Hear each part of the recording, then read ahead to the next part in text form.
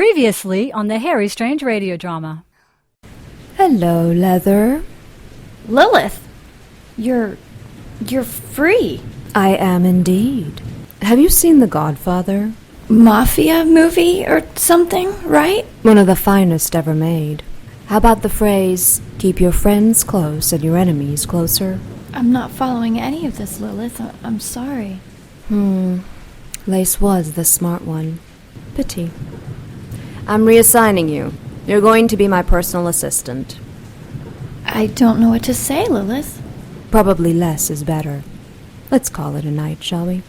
Happening now on the Harry Strange radio drama. Harry! Pull me up! Pull me up! Yes, Elizabeth. That's the plan. Just making sure. You do see the fire down there, right? Been feeling the sparks since you slipped over the edge. The ground shifted. I did not slip. It's okay. You're not as sure-footed as you thought. Happens to the best of us. A little less jabbering and a little more muscle, if you please. That fire is getting higher. I'm trying, but I don't have a lot of leverage. You put on weight. Have I put on?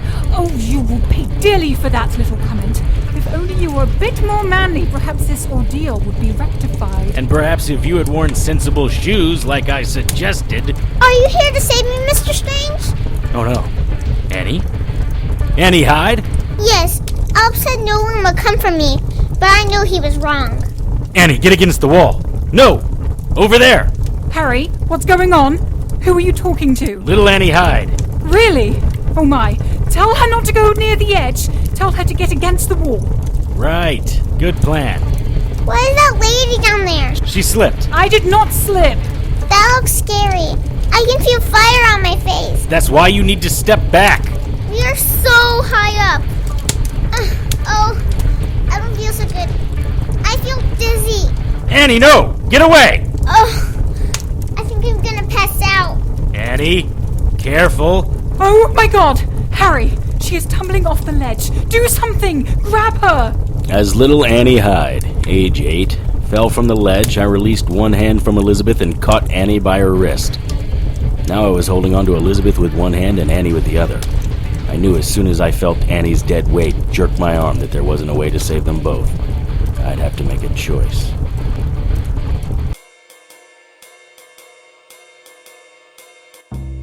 Magic and magical people. The unnatural order is all around us.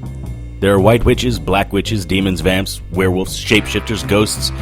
It's a protoplasmic party of creature features out there. But unless you know where to look, you won't find them. I know where to look. My name is Harry Strange.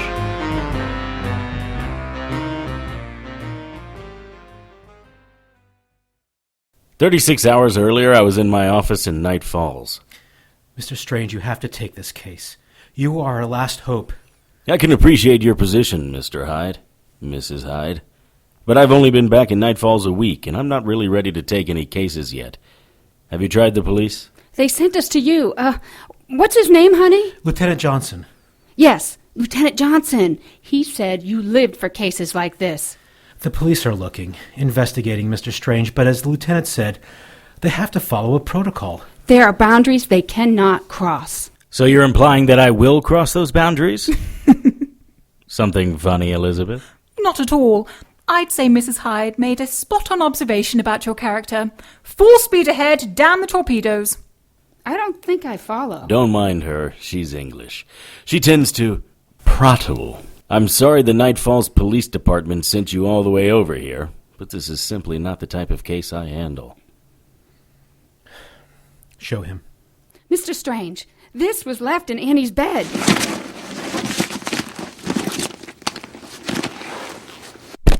Ugh! It's the ugliest doll I've ever seen. Does that belong to your daughter? No! This is what was left in Annie's bed. It's like whoever took her offered this as a trade. That's curious. This horrid little rag doll for a child? Wait, Harry, don't touch it. Something isn't right with it. Well, it is god-awful ugly. But No! There is something else. Did you show this to the police? there's a name sewn into its shirt. Yes, ALPS. Alps? It was when we showed Lieutenant Johnson the doll that he suggested we visit you. Interesting. What is this? Are you Harry, are you hurt? Of course I'm hurt. The ugly rag bit my nose. You're bleeding! Elizabeth, close the doors and the windows. I'm going to use that doll as a toilet brush. He's over here! He just went behind that bookcase. I've got him. Ouch! For the love of God, people, it's just a doll. He's coming at you, Miss Shaw. I've got the little bugger right in my sights. I've got you. Ow! The horrid little monster bit my hand. Welcome to the club, Toots. Open the door to the library. He's going in. You two stay right here. Elizabeth, you come with me. Close the door. Did you see which way he went? Yes, towards the weapons cabinet. Of course he did. It'd be too much to expect that he'd run towards the meditation room. You have a meditation room? Seriously? You go left. I'll go right. No rush. There's only one window and one door, and we can see both. There he is. What is he doing? He's trying to pull a sword out of the cabinet. Is his success a possibility? Nah. Well, only if he grabs the sword of diamonds. That one adjusts to the user's weight and height. Would that be the one with the black hilt with inlaid diamonds? Yep. I'd say his chances of success just increased exponentially. Of course it did. Enough!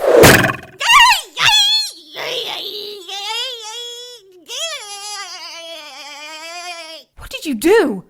Dagger of Iago. Should keep the little bastard pinned to the wall for a few minutes. Wait, where are you going? Just give me a second. Be right back.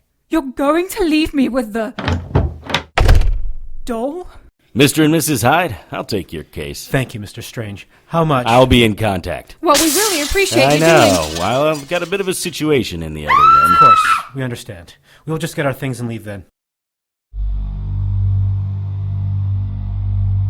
Lilith, my domina, must these chains be so tight? Yes, Leather. It's for your safety. The chain of Noctar will prevent any unnecessary movement. If you say so, my domina. And I do. I want you to concentrate, little one. Hear my thoughts. You're going to a place seen only by a chosen few. I'm going to the eternal rest, aren't I? You're going where the deeds of everyone, humans and enchanteds, are recorded and stored, where every possibility from every action is immediately calculated, and the results are reported, and if necessary, acted upon. The Library of Shiva? The Akashic Records?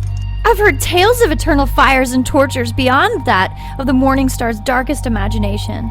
All true. Why, Lilith? Because I believe the unthinkable has happened. I need to know if I'm right.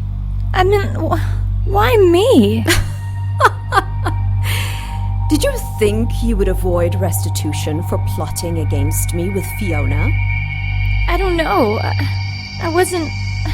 Lilith, please forgive me. Forgiveness comes from other quarters. You have a penance due to me, and today you settle your debt. I'll do whatever you want, Lilith, but please, not this. The option is not yours, little one. What about his covenant, the promise of free will? That's for humans, my love.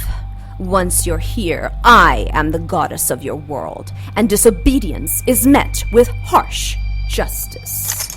Please, anything, my domina. I throw myself on your mercy. Why does everyone think I have mercy? I don't. If you do exactly as you're told, you have the slightest chance. And I make you this promise. If you survive, I'll consider this your penance. Thank you, Lilith. Don't thank me. Obey me. Yes, my domina. Now, close your eyes and empty your mind. Feel my hand on your forehead. Open your inner eye and see the stars. The universe opens in front of you. Through the darkness of space you travel. Stars fly by you faster and faster. You travel beyond the ends of the universe, into the darkness, and through the abyss of space. Farther and farther. The darkness becomes light. The light becomes colors. You feel as if you are falling. The colors become more intense. The coldness of space becomes warm. You're falling. Faster, the heat increases. You're aware of every sensation on your flesh. You're in the light. You've become a prism of colors. Closer now. You can see the library. As you near, your body begins to vibrate. Feel the sensation as all knowledge enters you. You feel like a spring, tense and tight, getting ready to uncoil. The tension is getting tighter and tighter. You enter the Akashic Records room. Oh my! That was incredible. What do you see? I'm chained in an ornate chair that dwarfs the Nephilim and the giants of old.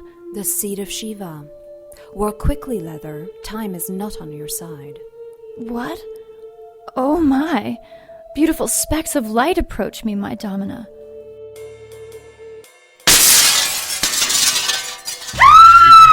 Elizabeth, what happened? Your hands are bleeding. Where's the doll? I'm okay. The doll pulled out your dagger and cut me. The little bastard jumped out the window. Crap. You going to be okay? Yes, go get him.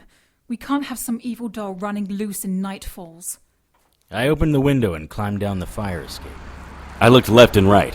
How much of a head start could a doll that was barely 2 feet high possibly have? Something darted around the ankles of a woman wearing a pair of black suede boots. I ran in that direction. Excuse me, pardon me. Trying to get through here. Hey, move over. Out of my way. Oh, whoa, watch it. I turned the corner and ran into a couple of girls wearing flowered dresses and holding placards that said, "The Guide Stones Guide My Life." Under that, handwritten in Sharpie, "Please contribute." Take a pamphlet, mister? No. Yeah, sure.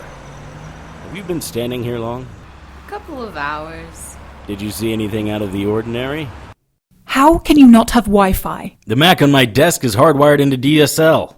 What do I need Wi-Fi for? Forget it. I'll just create my own hotspot. And before you try to twist hotspot into something tawdry, I simply mean making my phone a Wi-Fi port for my tablet. You know what I don't understand? Basic networking technology? Actually, I meant something useful. I don't understand how the doll got the dagger of Iago out of his back. According to the magic, only I can remove the dagger. Maybe he had very strong magic working for him. Did you find anything in your dusty tomes? Not yet. You could help, you know. There are over 1,000 books in here to go through. Sorry, print is dead. Or hadn't you heard? You're not going to find the knowledge I have in this room in any Google search. Most of these books are older than the printing press. They're priceless to collectors and deadly in the wrong hands. And soon they will all be moth food. What's this? Something some hippie chick gave me. The Georgia Guidestones. What are they? I don't know. The new Haight-Ashbury for hippies? I guess. I don't know what that means. Really? Haight-Ashbury? Hippies. San Francisco. Home of the counter-revolution. Turn on, tune in, drop. Never mind. I think the Guidestones are the new mecca for the granola-eating, tea-sippers, New Age, metaphysical, mystic wannabe types. And they have nothing to do with what we're looking for. And these books do? Yes. They contain the knowledge of every warrior who has ever done battle with the unnatural order. There are drawings, suggested ways to capture, spells, incantations, exorcisms. And you have to go through every one of them. Not so much anymore. A lot of the knowledge in those books is now up here, in my ruggedly handsome noodle. What are you doing? Welcome to the 21st century, Mr. Strange. My tablet is reading, classifying, indexing, and cataloging every book in this room. It is creating a hierarchical-based multi-relational database that I can access through a simple, user-friendly interface. How is that even possible? With our proprietary software. Oh, well, that clears it up, doesn't it? How long will this take? It's just about done. Now, watch. I type in a few things that we know. Then I narrow the search to unnaturals or enchanteds, likely to be in this area. And... What the hell is that? A 3-dimensional interactive hologram of the most likely unnaturals. Fascinating. Though I gotta say, I feel a little violated. I mean, it took me years to acquire some of these books, and you come in here with your little tricorder and steal them all. What do you mean, tricorder? Wow. We really need to work on your dirty talk, American history, and knowledge of classic sci-fi television. Oh, you mean like Doctor Who? You know we Brits invented the genre, right? Doctor Who? Ha ha. Envy is never funny. Look here, do you know what this is? It looks like a verger. Nasty little buggers. Like dwarves. According to this window, vergers are miners. They used to steal human children to dig in the depths of the earth. And according to this book, vergers leave their own twisted children, normally embedded in the spirit of a doll. They place it in the crib of the stolen child, sort of like a swap. Right. And this sub-window indicates the most likely places within 100 miles where the verger may live. This is the old Overbrook Mental Hospital. It's certainly dreary enough. This was built back in the day when these places were little more than prisons. There was an entire ward for the criminally insane. Charming. The model said this was the verger's most likely location. Prior to the Overbrook, this was near the site of the Mason mines. The tunnels in the asylum cross over some of the mines. Right. And according to rumors, there are still parts of the mine burning down there. And this place would be a magnet for vergers. They mine for the crystals found deep in the earth. Well, let's do this. Do you see the yellow police tape? Remember the boundaries discussion? Do you suggest we just stand out here and yell for Annie?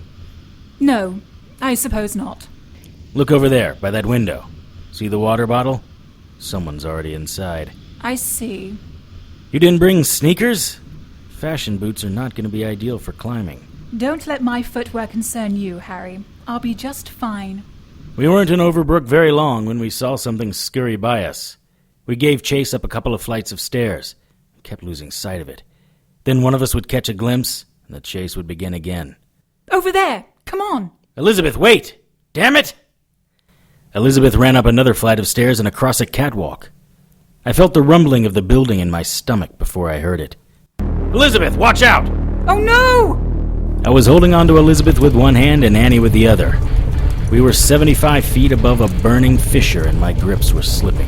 Save the girl! I see a ledge I may be able to land on. Please, pull me up, Mr. Strange. I don't want to be burnt alive.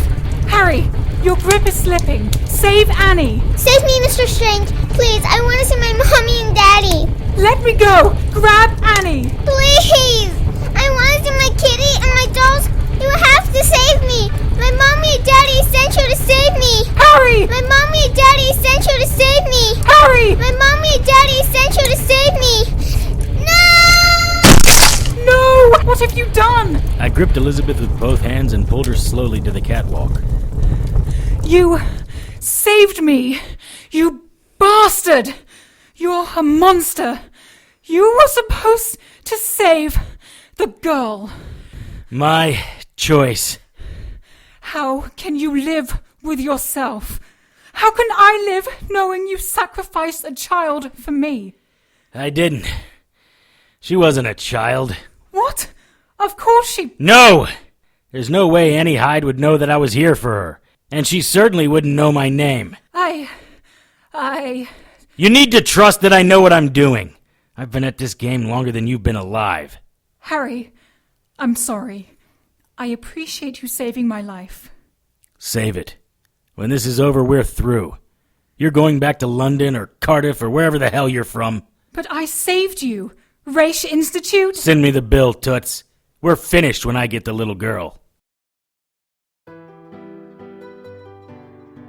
Harry Strange, episode 302, Crossing Lines, was written by Tony Serecchia and directed by Jason Tyler. All material is copyright by Tony Serecchia and used with his permission. Featured in tonight's cast were Emma Greene, Kellen Stennett, Kate Donelan, Michael Donelan, Christine Kohl, Tricia Groves, Emily Jane, Parisa Johnston, and Haley Fusia. To keep up with the latest news and information on everyone's favorite private investigator, visit our Facebook page at facebook.com/HarryStrangeRadio. Send your questions, comments, and suggestions to producer@harrystrange.com. For comments that may be included on future shows, call the listener hotline at 678-379-8669. That's 678-379-TONY. Harry's opening theme music was written and performed by Ryan Lessard and is copyright by Ryan Lessard and used with his permission. Contact Ryan at rlessardmusic@gmail.com. Incidental music was written and performed by Kevin MacLeod and is copyright by Kevin MacLeod and used with his permission. Visit Incompetech.com for more of Kevin's music. Sound effects provided by license with Soundsnap.com. For the Harry Strange radio drama, I am JoAnn Pruden. Good night.